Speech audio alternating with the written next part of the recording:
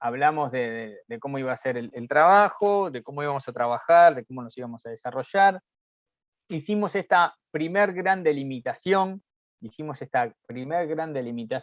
la cual quisimos dejar bien claro que el curso se sostiene, ¿no? O el curso tiene como dos grandes focos de atención. Un primer foco de atención está dado en el abordaje del mercado de bienes y servicios. Ahí vamos a dar mucho micro y un poco de macroeconomía, esto lo vamos a aclarar mejor después. Y después, la segunda parte del curso, principalmente cuando arranca María con fuerza, es acá, es en el mercado de factores. Y dentro del mercado de factores, el abordaje del mercado de trabajo.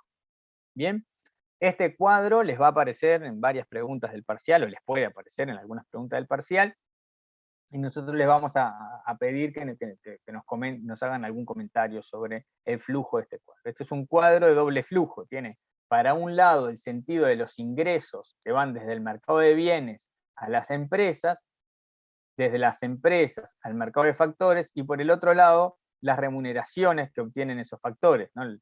Acá en el mercado de factores están los tres factores de producción: tierra, capital y trabajo. Tierra, ustedes lo pueden encontrar como recursos naturales también, y que las retribuciones de esos factores, es decir, cómo se pagan, cuál es la contrapartida del trabajo, el salario, cuál es la contrapartida del capital, el beneficio, cuál es la contrapartida de la tierra, la renta. Bien, entonces esos factores obtienen, los dueños de esos factores en una economía, esto también lo dijimos en la clase pasada, estamos hablando de una economía de mercado, donde existe propiedad de los medios de producción.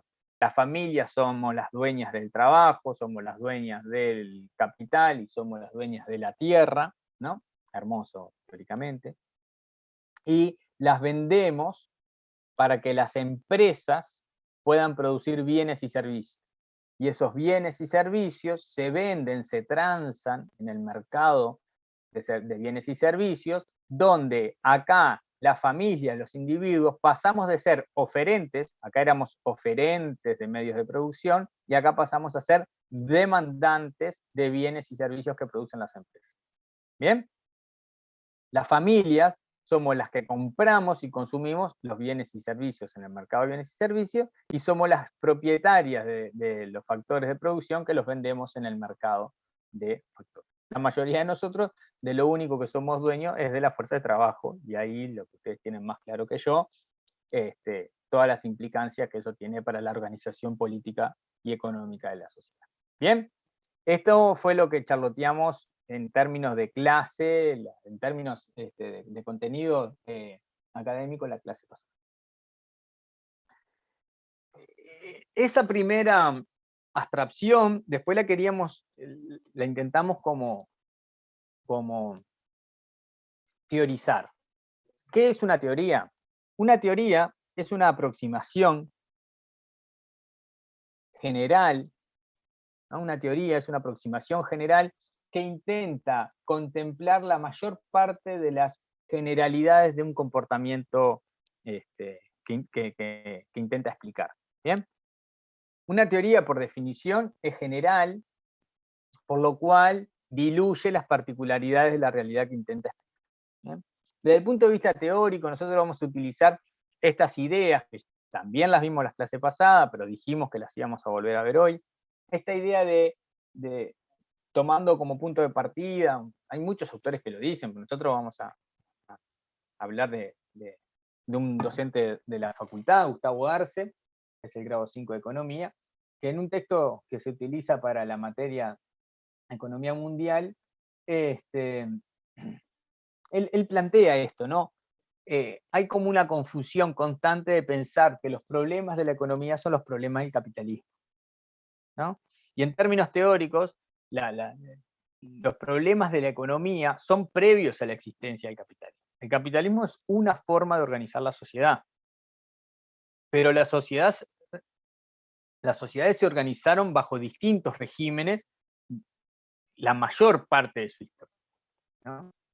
Es debatible decir cuándo nació el capitalismo, pero la humanidad tiene miles y miles de años, ¿no? Y el capitalismo, en su concepción como la concebimos en la actualidad, no tiene ni 300, ni 400, podría tener 500 años, generosamente, ¿no? Pero no tiene 500 años, ¿no? Es decir, que la mayor parte del tiempo de la humanidad estuvo regido por una forma de organización económica distinta al capitalismo. El capitalismo es una concepción moderna, y como la conocemos ahora no tiene ni 100 años, ¿no? La exacerbación del capitalismo no tiene ni 100 años. ¿Bien? Así que esa es una primera aproximación, que los problemas económicos son superiores, la existencia de la economía y de los problemas económicos superan el capitalismo, no tienen nada que ver con el capitalismo.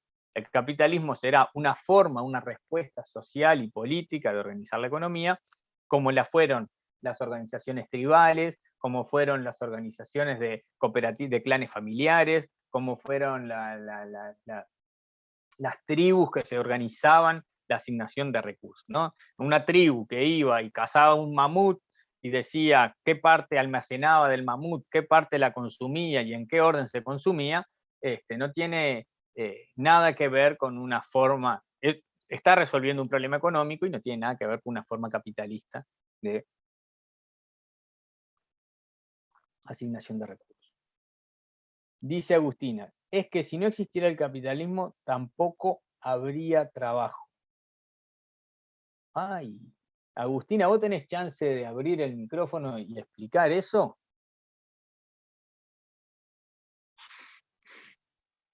Yo para mí lo que pienso es que si no hubiera capitalismo, tampoco habría trabajo ni nada de nada. Porque Bueno, pero veo como, ¿por qué? de repente yo ¿Puedo lo que meter la veo yo... cuchara? Sí. ¿Puedo meter la cuchara para que ellos entiendan lo que es el capitalismo? Sí, claro, dale. Mirá, Agustina y todos. El capitalismo, sí, con el capitalismo, sin el capitalismo siempre hay trabajo, porque el capitalismo es una lógica de reproducción de la riqueza. ¿Qué significa esto? Que es una forma de reproducción económica y social que tiene una economía. Hay 5 lógicas de reproducción de la riqueza. La doméstica, que es la más antigua. La tributaria, la mercantil simple, la capitalista y la estatal. ¿Sí? Entonces siempre hay trabajo y siempre hay una forma de reproducir la riqueza económica y social. Es eso nomás. Brillante. Profesor y profesora, Sí, dame un segundito, así cerramos con Agustina. Yo me parece que entiendo lo que vos querías plantear, Agustina, y te felicito por el intentar exponerlo verbalmente, porque si el examen es oral, lo mejor es empezar a quitarse, o sea, cualquier práctica humana se mejora practicándola, ¿ah? Y exponer, ¿no? Que es lo que pasa en los exámenes orales, es hablar. Así que empiecen a hablar acá y no vayan a hablar por primera vez al examen, donde empiezan a ponerse nerviosos, ¿no? Y se van como acaba de hacer Agustín. No, lo que les quiero decir es que está muy bien y creo que, o sea, vos lo que querías plantear es que esa forma de trabajo, la forma que conocemos de trabajo actual, donde alguien se puede apropiar de parte de tu producción, no se daría si no existiera el capitalismo.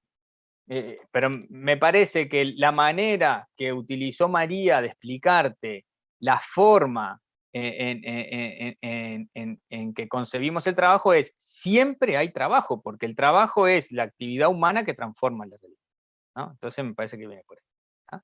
Jimena. gracias. No, yo lo que iba a decir al respecto era eso mismo, que como usted dice, el capitalismo no existió toda la vida.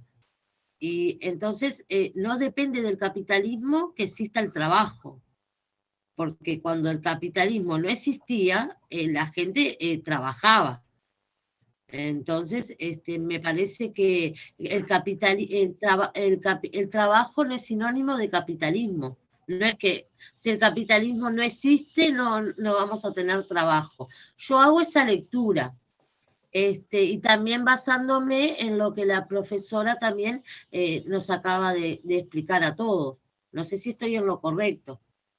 No, yo lo que digo es que para mí Gracias. lo que dijo María me parece que es la mejor manera de no resolver, pero de encarar académicamente un problema. O sea, lo primero que hay que hacer cuando uno quiere responder académicamente un problema es darle un cuadro. Dale, María. Claro, porque en realidad, desde el punto de vista económico y fundamento teórico económico, el capitalismo es eso, es una lógica de reproducción de la riqueza. A veces hay, más allá de las ideologías, y acá no hay ideologías en esto que estoy diciendo, económicamente, teóricamente el capitalismo es una lógica de reproducción de la riqueza, que es bueno, sí, y ahí hay muchas interpretaciones de la apropiación de la riqueza o no, pero también complementando lo que decía la compañera, que es la única lógica en donde se apropia la riqueza, no es así tampoco, porque en el régimen de producción tributaria, ¿sí? Los señores feudales, por ejemplo, para dar un ejemplo, los señores feudales se apropiaban del trabajo de un grupo chiquito de los súbditos a cambio de protección, de comida, de un tributo. Entonces, hay que tener cuidado. Yo solo metí acá la cucharita para que ustedes sepan que el capitalismo es una de las tantas lógicas que existen de reproducción de la riqueza. Y no es en la única en que hay apropiación del trabajo ajeno. Hay que tener cuidado. Es eso nada más. En la estatal también. En la estatal, digo, voy a la estatal porque Antonella pregunta, ¿cuál sería la economía estatal? Bueno, lo primero es que las clasificaciones no siempre son puras, ¿no? O sea, si yo les preguntara qué es capitalismo, ¿qué cosas definen al capitalismo? La propiedad privada, bueno, es otra discusión que capaz que la vamos a dar en otro momento. Pero si yo fuera, bueno, ¿cuál es la forma de producción estatal? Bueno, ocurre con lo mismo que el capitalismo. ¿Qué es lo que define que una sociedad organiza las respuestas económicas en base a la economía estatal? Bueno, la economía estatal sería aquella de planificación central, donde no hay propiedad de los medios de producción, donde el colectivo social es dueño de los medios de producción y hay una planificación en base a decisiones que son ideológicas, técnicas, políticas, de cómo aplicar o cómo emplear esos recursos económicos y ahí decidir o responder las tres preguntas básicas de la economía. ¿Qué producir, cómo producir y para quién producir? ¿Por qué decimos que en la lógica estatal también hay una captación de la riqueza? Porque si bien cambia la concepción de cuál es la riqueza que se genera, el producto social de esa combinación de trabajo, ¿no? Acá estoy hablando en términos marxistas, el producto social que se genera a través del trabajo no se lo apropia, y estoy diciendo en comillas, quien lo genera, sino que se lo apropia la sociedad, ¿no? En términos teóricos, como se lo apropia el conjunto de la sociedad, nos estaríamos apropiando todos, pero en términos objetivables, el fruto directo del trabajo no se lo apropia el trabajador, sino que lo entrega a una construcción social y de ahí se desparrama, ¿no? Entonces, ahí sería una forma estatal. Lo primero que hay que decir, que creo que es una idea que ya la dije, pero la quiero repetir, es que toda clasificación es general y no distingue las particularidades. Por ejemplo, ayer yo debatía esto en un curso que estoy haciendo en la maestría, ¿no? ¿Qué es el capitalismo? ¿No? El mercado es lo que define al capitalismo. La propiedad de los medios de producción es lo que define el capitalismo. Es una combinación de apropiación del plusvalor en términos marxistas, la propiedad de los bienes de producción y la interacción en el mercado.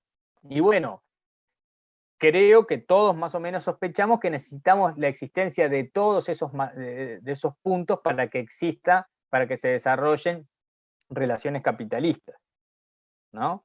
Pero la existencia del mercado por sí no define al capitalismo, porque como ya lo dijimos, existieron producciones de excedentes que se intercambiaban en un espacio social que llamábamos mercado, ¿no? El mercado del medioevo ¿no? Eso que vemos en las películas, ustedes se acuerdan, ¿no? Están las comunidades, el medio rural y un espacio, una urbe donde la gente iba e interactuaba e intercambiaba el producto de su excedente. Aquello que hablábamos en la clase pasada, que ahora vamos a volver a hablar, ¿no? Aquel que se dedicaba solo a producir gallinas, producía gallinas más allá de las que él precisaba para consumir. El excedente, estoy haciendo comillas, lo iba a intercambiar al mercado, ¿no? Pero él era allí el dueño del medio de producción y era el dueño del producto de su producción, ¿no? Pero le iba a intercambiar un espacio que se llamaba mercado, ¿no? Y ojo, acá hay otra advertencia. Nosotros tenemos yo creo que ya se los comenté, pero yo hice la maestría en Historia Económica y allí hay una cosa que se discute mucho. Nosotros estamos muy impregnados, todas nuestras lecturas de la economía las hacemos desde una mirada eurocentrista, ¿no? Pensamos que el capitalismo, las relaciones económicas nacen con Smith, con Ricardo, con Marx, ¿no? Y hay otras formas de acercarse a la economía, hay otras formas de organizaciones sociales, hay otras maneras que nosotros acá no estamos abordando, pero siempre es bueno tener claro de que existen otras formas de organización social, ¿tá? Igual yo ahora voy a ir avanzando en la presentación y algunas de las cuestiones que intercambiamos acá las vamos a retomar, porque estos debates son permanentes, ¿no? Están siempre, ¿tá? Mil gracias, Agustina, por disparar. Es dinámica, ¿no? Porque si no nosotros nos morimos de la angustia, básicamente. Bueno, ¿de dónde estábamos? Acá, clase.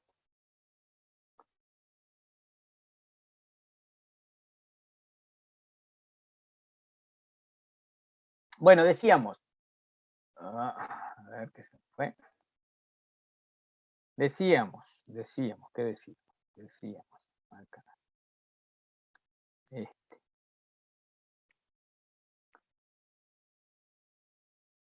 Bueno, póngase, mijo. Ahí. Decíamos, pero otra vez me arranca acá. ¿Por qué me arrancas acá, chiquito? Chiquito, no me arranques acá, arrancame acá de arriba. ¿Estás de vivo? A ver. A ver. Acá, aquí está Churchill, Puki, y Angola. Reanudar, no quiero reanudar nada. Pero la gran 7, me hizo calentar. ¿Por qué me arranca de acá? Yo no quiero que me arranque de acá. Perdón, último intento. Si no me funciona.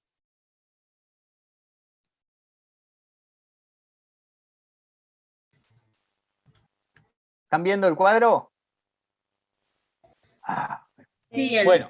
Sí. Bien. Este cuadro nos da esta idea de que estamos estudiando una economía de mercado y una economía de mercado y capitalista, donde como verán, esta es la advertencia que tiene que dar claro, como verán, nosotros nos vamos a dedicar al estudio de la economía, de una economía de mercado. ¿Bien? Vamos a renunciar al enfoque de otros estudios. ¿Por qué? Porque nosotros querramos, porque a nosotros nos gusta, porque no queremos dar otras organizaciones. No, porque reconocemos la existencia de otras formas de organizar la sociedad, reconocemos, pero queremos que ustedes se lleven la mayor cantidad de instrumentos de categorías de análisis económicas para que puedan desempeñar su vida profesional. Ahora, va a estar en ustedes, después, si quieren seguir estudios, profundizar, ser más completos desde el punto de vista del abordaje económico, reconociendo que existen otras formaciones económicas y otras formas, como lo decía María, otras lógicas de reproducción de la riqueza, ahondar en ellas. ¿tá? Pero nuestra sociedad en la cual ustedes se van a desempeñar profesionalmente, ahora lo vamos a ver, tiene un componente mixto. ¿Bien? Es una lógica de reproducción de la riqueza capitalista con intervención del Estado. Bien, por eso las clasificaciones puras solo sirven para la enunciación teórica. Después la realidad siempre toma un poco de cada cosa. ¿tá? En este cuadro tiene que quedarles bien clara esta idea. Nosotros la vamos a retomar en algún momento, pero tienen que quedarles bien clara que la primera parte del curso básicamente se va a desempeñar en el mercado de bienes y servicios, que es donde interactúa la oferta y la demanda de bienes y servicios. Quienes los oferentes de los bienes y servicios son las empresas, y los demandantes de esos bienes y servicios somos la familia, los individuos. Esa característica es una característica determinante del curso. Cuando pasamos a el espacio del mercado de factores, los factores de producción, ya lo dije muchas veces, bien, es importante. Es la tierra, recursos naturales, capital y trabajo. Cuando pasamos al mercado de factores, este que está acá abajo, ahí las familias y los individuos pasamos a ser oferentes, se invierte la relación, ¿bien? Y las empresas pasan a ser las demandantes de esos factores. ¿Bien? Dentro, y esto disparó la participación de Agustina, dentro de esta lógica, el trabajo es un factor de producción, cuyos propietarios somos las personas, ¿no? Bueno, y ahí se establecen los vínculos que dependerá de la lógica de reproducción de riqueza en la cual estemos abordando, cuál es el papel del trabajo. Pero siempre hay trabajo, ¿no? Porque el trabajo, y acá en términos marxistas, es la condición humana para transformar, la condición humana necesaria para transformar la realidad, ¿no? O sea, uno puede tener capital y puede tener tierra en abundancia. Lo que transforma esa forma estática de la tierra y del capital en riqueza es la actividad humana.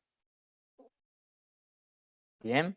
En términos marxistas, la única fuente de generación de riqueza es el trabajo, porque uno puede tener tierra acá, mucha tierra, ser dueño de toda la tierra del Uruguay, pero si no le pones actividad humana arriba, no pasa nada con la tierra. Vos podés tener todo el capital del mundo, acá, pero si no le pones trabajo arriba, no pasa nada con el capital. Entonces, en términos marxistas, la única fuente de riqueza genuina es la actividad humana, que es la que tiene la capacidad de transformar tanto a la tierra como el capital. Bien, hay otras concepciones, que son las que vamos a ver nosotros, pero a nosotros nos gusta, y lo dijimos en la clase pasada, si bien no vamos a hacer un repaso por todas las escuelas del pensamiento, no vamos a hablar de los fisiócratas, de los clásicos, de los neoclásicos, de los mercantilistas, no vamos a hacer ese repaso porque sería una forma de enseñar economía, pero que no nos permitiría abordar modelos más concretos. Lo que sí nos interesa es que cada vez que reconozcamos una categoría de análisis que pertenece a una escuela del pensamiento, ir comentándoselas. ¿tá? No para que aprendan escuelas económicas, sino para que sepan que existen distintas categorías de análisis que provienen de escuelas de pensamiento económico. ¿Bien? Y que es una cosa que hay que formarse en algún momento, saber de dónde vienen las cosas que estamos aplicando. ¿Bien? Hay una economía que es una economía teórica, que es la de discutir el origen del valor, el origen de la riqueza, la forma, todo eso, nosotros ya lo dijimos en la clase pasada, no lo vamos a ver en profundidad, pero no vamos a renunciar a enunciarlo cada vez que nos encontremos con esas cosas que podemos contribuir, como está pasando ahora. ¿tá? Bien, visto este cuadro, pasamos a nuestra teoría general. Nuestra teoría general es: el problema económico preexiste al capitalismo. Toda sociedad, como dijo recién María, en esas 5 formas son 5 formas teóricas de reconocer organización de las sociedades para la reproducción de riqueza. Podrán ustedes tomar otros teóricos que van a decir otras cosas, ¿no? Pero esas son categorías. Lo importante es saber que existen, saber de dónde vienen, para saber cómo aplicar. ¿Bien? En términos teóricos, nosotros podemos llegar a decir que los problemas de la asignación de recursos superan a la existencia del capitalismo. Cada grupo humano, cada sociedad que en un momento de la historia se vio enfrentado a la necesidad de asignar recursos, ahí tenían un problema económico, ¿no? Yo qué sé, yo el año pasado, en plena pandemia, me puse a ver Vikingos que no la había visto, y en una están ahí unos clanes ahí yéndose, no sé, están como llegando a lo que después va a ser Finlandia, creo, ¿no? Y bueno, es un grupo como de aventureros y empiezan a preguntarse cómo repartir la tierra, porque llegan a una tierra que no tenía propiedad, ¿no? Entonces empiezan los debates, bueno, yo de acá para acá, vos de allá para acá, bueno, ¿y a quién le tocaba la tierra más cerca del agua? ¿Y a quién le tocaba la tierra más no sé qué? ¿Y a quién le tocaba pum, pum, pum? ¿No? una noche pasa algo que no sé qué, y no se sabe muy bien cómo, una ballena aparece, es como que baja el nivel del mar, no sé qué, y una ballena aparece en el predio de uno, ¿no? Y empieza toda una discusión. Yo antes ponía el ejemplo de la manzana, pero eso me parece más apropiado. Aparece toda una discusión respecto a qué hacer con la ballena. Porque se estaban muriendo de hambre, eran, no sé, 3 o 4 familias que se estaban muriendo de hambre, que no sé qué, que no sé cuánto. Y resulta que la ballena había tipo encallado dentro de los límites del predio de una de las familias, ¿no? Y entonces que era digamos, el propietario, estoy abriendo comillas, porque el término de propiedad ahí es turbio, ¿no? No es un término nítido. El propietario de ese predio dice, la ballena está dentro de mi predio, la ballena es mía. Para cualquiera de nosotros, siglo XXI, concepto de propiedad, límite y todo lo que está dentro del límite, que la ballena le pertenezca a esa familia, parecía evidente, rompe los ojos. Ahora, para formas colaborativas, como en principio iban a ser esas, no era tan evidente, ¿no? Y ahí el dueño de la ballena sintió el derecho de decir cómo se iba a asignar, ¿no? Y el loco dijo, bueno, el que quiera, porque recuerden que en esa época la ballena no era solo comida, sino que era grasa para poder calentarse, era grasa para poder prender luces en la noche. La ballena tenía millones de usos, ¿no? Entonces dijo, bueno, el que quiera la ballena, ¿no? Que hable conmigo y vemos cómo hacemos, ¿no? ¿Qué queremos plantear con esto? Acá había un problema, una asignación un problema de asignación de recursos. Hay una tensión. ¿Cómo se resuelve? Bueno, después eso no sé, lo que hayan visto Vikingo, no sé, no les voy a contar por las dudas que no lo hayan visto, pero bueno. Hay una tensión. ¿Cómo se resuelve esa tensión? No le voy a contar el caso de la ballena. ¿Cómo se resuelven las tensiones? Y bueno, las tensiones en términos históricos se resuelven, ¿no? Por la violencia, ¿no? El que tiene el recurso tecnológico más bélico, más arma, amenaza al otro y le roba la ballena, o sea, la violencia física, o instituciones, o se resuelven evitando la violencia física por medio del empleo de instituciones políticas, sociales que arbitran esas tensiones, ¿no? Bueno, el mercado es una forma. ¿Sí? Disculpe que lo interrumpa. Usted nombró esas dos formas. ¿Y también podría incorporarse la forma del intercambio? Por Bueno, pero el ejemplo, intercambio... dígame, Dale. sí. No. No, que esto es lo que tiene la virtualidad, nadie habla, todo el mundo... Eso, que por ejemplo, si yo quiero algo que tiene el otro, ¿no? Y yo, bueno, quiero evitar la violencia como medio. Y yo le digo, bueno, te doy tal cosa y vos me das eso. Y si a la otra persona le sirve, se hace un intercambio pacífico, digamos. No sé cómo decirlo así. Sí, es un poco eso, ¿no? Es el intercambio que vos estás proponiendo es una resolución, no es una tercera resolución. Está dentro de la segunda opción, que son formas de asignar recursos. ¿Me explico? Es el intercambio, el mercado, son todas formas de intercambiar recursos. ¿Bien? Dale, Romina. Y que además vuelve a ser excluyente porque si de una manera uno lo negocia con, yo vi Vikingos, si uno lo negocia con una familia, otra familia que quiere el mismo bien o que necesita la misma grasa, la misma carne, lo que sea, queda sin el bien que se le asignó a la otra familia. O sea, independientemente de cuál sea la resolución, sigue siendo excluyente. Sí, el punto es ese, ¿no? Bueno, era con la slide anterior.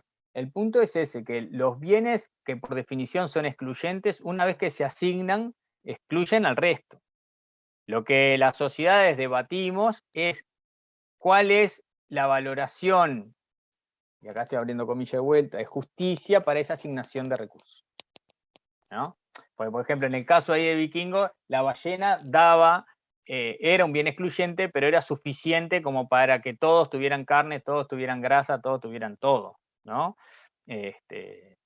Digamos, una otra forma de resolver la tensión en términos de nuestras valoraciones hubiese sido más eficiente, porque había carne y grasa para todos, ¿no? Bueno, está. Esas son las dimensiones que la economía tiene que tratar. ¿Qué dice el chat? Profe, ¿no fue el mismo ejemplo que puso del árbol de la manzana que se cayó? Una manzana sola y había 3 personas. Una armada, uno que era más grande. No es como que la misma situación. Bueno, pero es el mismo desafío. El desafío es una resolución a un bien que no es general. O sea, el caso es el mismo. O sea, es otro ejemplo pedagógico, pero el caso es exactamente el mismo. Capaz que tendría que haber recortado la imagen esa de Vikingos y pasar ese videito, ¿no? Porque es como bien claro. Pero el caso es el mismo, sí. O sea, es otra forma de plantear lo mismo. Un bien cuya característica no es general, es decir, que no existen cantidades suficientes para todos todo el tiempo, y que la asignación de ese bien necesariamente excluye a otro agente económico. Bien, ¿cuál es la forma de la exclusión? En este caso, en Vikingos se da una negociación ahí entre la familia. En otro caso, la mayoría de nosotros, nosotros tenemos estas dicotomías todo el tiempo, ¿no? O sea, vos precisás una computadora para ir a clase, ¿no? Y ponele, vieron que ahora hay como una demanda de tarjetas de sonido, ¿no? O sea, los gamers están sufriendo como locos porque no hay tarjetas de video, de sonido, no sé cuál es, porque aparentemente alguien las compró en el mundo y las está apropiando para generar Bitcoin, no sé cómo, ¿no? Bueno, ahí tenés una tensión. Las tarjetas de sonido son un bien excluyente. Alguien que tiene mucho poder adquisitivo, o algunos agentes que tienen mucho poder adquisitivo en el mundo, las están comprando todas, y vos que precisás una, vaya a saber para qué, vas al mercado y no está. O sea, hay una resolución. Vos podrías, ¿no?, agarrar un garrote, buscar a alguien que sepas que tiene tarjeta de sonido encanutadas en la casa, partirle la cabeza y sacarle. Es ilegal. Capaz que ahí no hagas eso está mal, ¿no? Pero se entiende la. ¿Cómo? Quería agregar algo a lo que dijo del tema de la valoración de justicia. En realidad, Dale. La concepción de justicia radica más que nada en el contexto en el que uno se encuentre, porque, por ejemplo, usted dijo antes que si eso hubiera pasado en el siglo XXI, nosotros tendríamos una forma de decidir a la hora de actuar cómo delimitar a quién le corresponde cada cosa, pero la justicia depende de qué entendamos nosotros por distribución de los ingresos, de los recursos, lo que sea, y del contexto en el que se encuentre. Por eso no se puede tampoco dar una opinión aislada de las cosas, porque en realidad para ellos en ese entonces era algo que estaba bien. O sea, la ley más fuerte era lo que se aplicaba antes. Ahora quizás con un poco de debate o viéndolo de otra perspectiva de la justicia se puede llegar a otro acuerdo. Eso quería aportar. Bueno, para mí está brillante lo que vos decís, que el criterio, los éticos, morales, justicia, equidad, van conformes al momento histórico y a la valoración. Eso es así.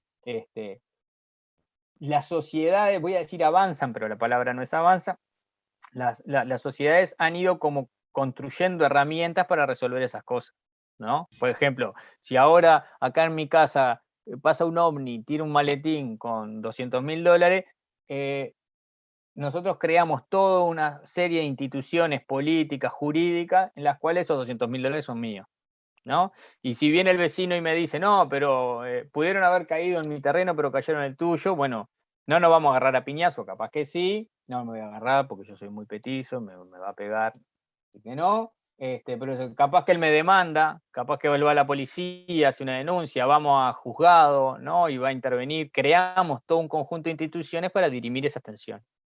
Estela, dale. Buenos días, profesores, compañeros, compañera, profesora. Hoy, siglo XXI, pandemia mediante, vamos al mercado global y el tema vacunas. Y cuando hablamos de las estructuras, de que tratar de equilibrar y mantener lo que es relativamente justicia, no todos pueden llegar a tenerlas, no todos pueden tener el derecho amparado, y vimos cómo muchos lugares en el mundo quedaron aislados, desconocidos y sin ninguna justicia social de ningún tipo, ¿no? Entonces, el mercado no es justo, la normativa no nos da garantía de nada, y cuando pasan cosas extremas, los derechos relativamente de las personas quedan relativamente no ¿Te todos puedo pelear quedamos un poco, protección. Estela? Pelee nomás, tranquilo. Te voy a pelear un poco. No es justo en base a lo que vos pensás de justicia. Otro podría decir, es muy justo que las vacunas las tenga Estados Unidos, las tenga Europa, las tenga un país como Uruguay, como Chile, porque construyeron a la base de su historia las fortalezas como para que llegado el momento tener la capacidad de negociar y comprar las vacunas. Entonces es justo por eso. Y los demás, bueno, mala suerte. No hicieron lo que tenían que hacer. Perdón, profesor, ¿y eso no es capitalismo? No importa si es capitalismo o no es capitalismo. ¿De quién tiene? El capitalismo no define bueno o malo. El capitalismo es una lógica de reproducción de riqueza, como lo explicó María. No. A lo que voy yo es, intentemos despojar una parte que es descriptiva de una parte que es valorativa, ¿no? La parte de justo, injusto, bueno o malo es valorativa y va en base a nuestras concepciones ideológicas, filosóficas, religiosas, éticas, morales. ¿Ah? A ver, Jimena, que tiene la mano arriba. Te estaba peleando, Estela. Vos me conocés más o menos. No, respecto a lo que decía la compañera Estela y sobre su respuesta. Claro, yo le entiendo a la compañera y uno lo ve como ser humano y dice, no, no es justo que en tal país no tengan vacunas o estén escasas, pero es muy cierto que es como dice usted, a las personas que les corresponde gestionar la estructura y gestionar los recursos para tenerlas no lo hacen, digo, lo que pasa es que quedan como rehenes, vamos a decir, la sociedad, pero si las partes que se tienen que ocupar no se ocupan, digo, no se puede hacer nada. Claro, ahí lo que habría que ver es si un país como Burkina Faso, que tiene una renta per cápita, no sé ahora. Perdóneme, sin ir más lejos, que le interrumpa, sin ir más lejos tenemos, a ver, Argentina, que el presidente, digo, como que no ha hecho muy buenas gestiones, ¿no? Como para tener las vacunas, como un ejemplo pegadito que tenemos, ¿no?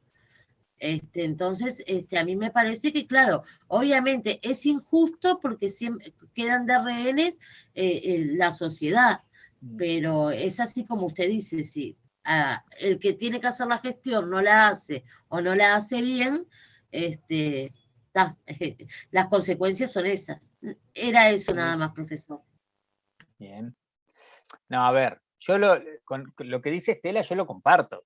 O sea, primero lo comparto por un tema de eficiencia, ¿no? O sea, la resolución que tuvimos de las vacunas a nivel global fue totalmente ineficiente, porque pensar que estamos mejor porque estamos más vacunados y otros no, es de una reducción, es como el extremo del nacionalismo chauvinista y totalmente ineficiente, porque si hay algo que hemos aprendido de la pandemia es que o se salvan todos o no se salva nadie. O sea, estar todos vacunados en Uruguay y tener a Brasil con 200 millones de personas sin vacuna y Argentina con el 30% de la población vacunada nomás, no es para festejar nada, porque en las sociedades donde no se vacuna va a aumentar la circulación del virus, van a venir nuevas cepas, después no sabemos si esas cepas van a estar cubiertas por esto. O sea, la falla no es ahora, a los gobiernos no le queda otra, o sea, porque los que votan a los gobiernos es la gente, dentro de no los vota el mundo. No hay elecciones globales para elegir el presidente de Uruguay. Entonces, el presidente de Uruguay, los gobiernos nacionales, tienen que elegir estrategias para resolver las preguntas, porque seguimos con una concepción, esto es relaciones internacionales, ¿no? Seguimos con una concepción basada en el Estado-Nación y pensamos que las respuestas son del Estado-Nación y bueno, si hay algo que aprendimos con la pandemia es que ninguna respuesta es nacional, o sea, las fronteras son ridículas en este caso, ¿no? Al punto que ahora tenemos toda la población vacunada y la frontera cerrada, ¿no? Y la vamos a abrir solo para los vacunados, o sea, si hubiesen más vacunados en el mundo sería mejor, ¿no? Bueno, pero las concepciones son esas, o sea, los gobiernos tienen que dar respuestas a sus sociedades, tienen que conformar a sus votantes, entonces ensayan respuestas nacionales y se generan esos rankings ridículos de qué país está mejor y qué país está peor, cuando si alguien está peor es peor pago, ¿no? Y además en el Mercosur hubo una decisión deliberada de debilitar el Mercosur, tanto el gobierno uruguayo como el gobierno... En el Mercosur existe hace muchos años un sistema muy eficiente de negociación y de compra de vacunas a nivel Mercosur. Nadie sabe eso, ¿no? Pero funciona y funciona muy bien. El Mercosur negocia con los grandes laboratorios en bloque y obtiene, por ejemplo, la vacuna de la influenza, la gripe, la compra a nivel global, regional. Hace licitaciones regionales, obtiene buen precio y se asegura buen acceso a buenas vacunas a través del Mercosur. El tema es que el gobierno actual del Uruguay tiene una política de flexibilización del Mercosur, y todo lo que debilite la buena imagen del Mercosur es favorable a la estrategia de inserción internacional. Yo acá no estoy valorando, acá estoy describiendo. O sea, es una opción de política legítima, uno la podrá compartir o no. Y en Brasil hay un gobierno, el de Bolsonaro, que tiene una indefinición total y absoluta respecto a el Mercosur y las relaciones internacionales. Entonces, perfectamente el Mercosur podría haber ido a negociar como bloque, ¿no? Perfectamente el Mercosur podría haber ido a negociar, porque tenía la experiencia, tenía el know-how, sabía cómo hacerlo, y podríamos tener una región en mejor situación de la que estaba actual, ¿no? Fue una opción de política internacional, de geopolítica, ¿no? Que a nosotros nos permite como país, en un chauvinismo barato, decir que estamos bien, nos comparamos contra los vecinos, pero lo que no sabemos es que nosotros somos 3 millones y los vecinos sumados son 250, o sea, necesitamos esa, ¿no? Yo vivo en Maldonado, por ejemplo. A Maldonado se le multiplica por 10 la población una vez por año, porque le entran 1 millón de personas y somos 100.000, ¿no? Ese 1 millón de personas no estuvo, hace 2 años que no está. Y bueno, las consecuencias son dramáticas, ¿no? Entonces, a lo que voy es,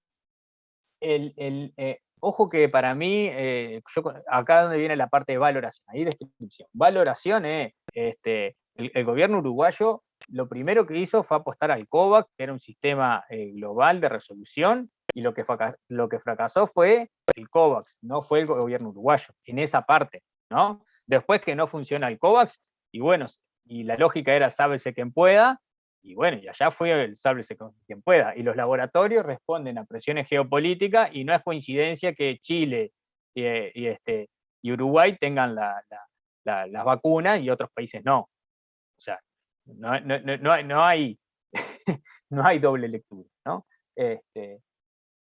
Bueno, no importa.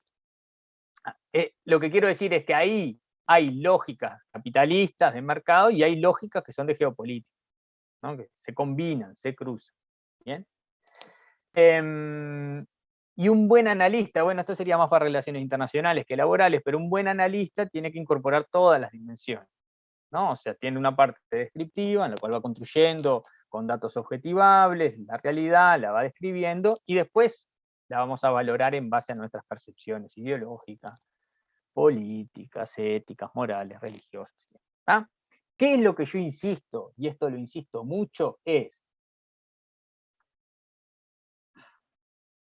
uno lo que tiene que ir aprendiendo a nivel universitario es a distinguir cuándo está en una etapa valorativa y cuándo está en una etapa descriptiva. Para mí eso es fundamental y hay muchas preguntitas en el parcial D, ¿no? Lo descriptivo es aquello que nos permite construir una descripción de la realidad sin importar si mi ideología es estatista, si mi ideología es liberalista, si soy cristiano, si soy musulmán, no importa.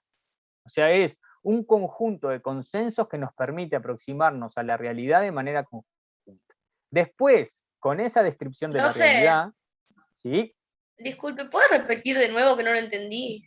Perdón. Imposible, porque me había quedado una frase tan linda que ahora no sé si la voy a poder decir igual. Es que no lo entendí, perdón. Va el concepto igual. Bien. No, que lo descriptivo, ahora lo vamos a profundizar, lo descriptivo es es la construcción de consensos. Bien. ¿De qué estoy hablando? Estoy hablando de la dimensión descriptiva y valorativa. Ahora lo que estoy intentando es como resumir la discusión anterior para como retomar el punteo. Estoy como ordenándome. ¿Ah? Lo que estoy diciendo es que todo el debate que tuvimos anteriormente admite dos dimensiones. Una dimensión que es descriptiva, que es donde las comunidades académicas construyen un conjunto de consensos, acuerdos. ¿Qué es el desempleo? Bueno, el desempleo lo medimos de esta forma.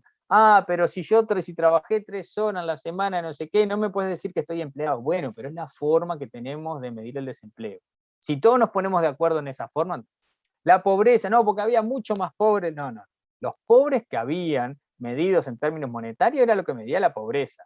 Si esa forma, esa dimensión de la pobreza es insuficiente porque no cubre todos los aspectos de la pobreza, es otra discusión. Pero la pobreza era la que estaban los números, ¿no? Eso es lo que no podemos, sí podemos debatir, pero no podemos poner en tela de juicio cómo medimos la realidad. Porque si no, no podemos discutir de nada.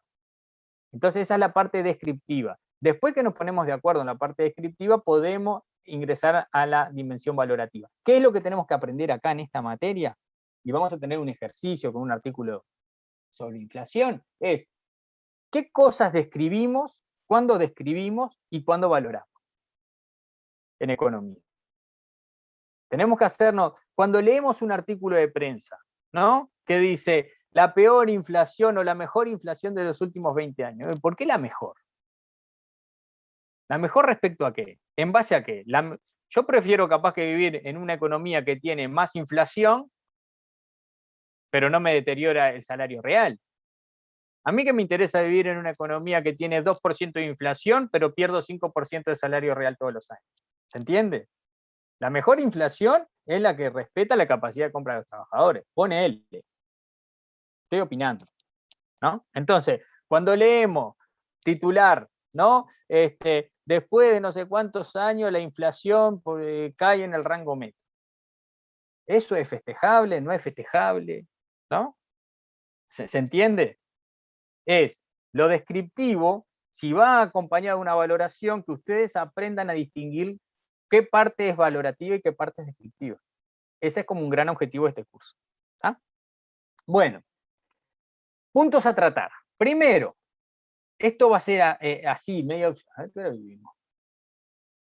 Las 11. Bueno, se me fue un poquito. Bueno, pero estuvo lindo el internet. Bueno, los puntos a tratar que vamos a tratar entre esta clase y la clase que viene. Definición de economía. Objeto de estudio de la economía. Sujetos, niveles de la economía. Después vamos a ir a qué es un modelo económico, supuestos sobre la conducta de los agentes, los supuestos en los instrumentos del análisis económico, problemas de la organización económica, funcionamiento del sistema de precios en la economía mixta, dudas y aclaración. Eso es todo lo que vamos a seguir viendo entre esta clase y la que viene. ¿Ah? La teoría económica. La teoría económica, bien, ya dijimos, y no lo voy a repetir, va a depender desde dónde nos paremos a mirar la economía, qué cosas vamos a prestar atención y qué cosas no. ¿Está? Los fisiócratas miraban una cosa, los mercantilistas miraban el equilibrio entre ingresos y egresos en el comercio exterior, y lo más importante era el atesoramiento de metales preciosos. Los economistas clásicos estaban muy preocupados en estudiar cómo se generaba la riqueza y cómo se apropiaba la riqueza. Los neoclásicos mucho más enfocados en cuestiones técnicas de cuáles eran las medidas concretas para estimular o desestimular la economía. Es decir, cada escuela de pensamiento hace énfasis, mira algunas cosas. Nosotros básicamente vamos a estar haciendo un abordaje de la economía generalmente, desde los modelos neoclásicos. ¿Bien? Los neoclásicos nacen ahí en el siglo XIX, fin del siglo XIX, principalmente muy influenciados por la escuela alemana de economía, ¿no? Y es cuando se produce, en términos de la disciplina, un pasaje, ¿no? Desde la economía política, Ricardo, Smith, Marx, aquellos que estaban muy preocupados en la economía política, en la organización de la sociedad y demás, y pasa a tener más protagonismo los ingenieros, los matemáticos, ¿no? Empieza a convertir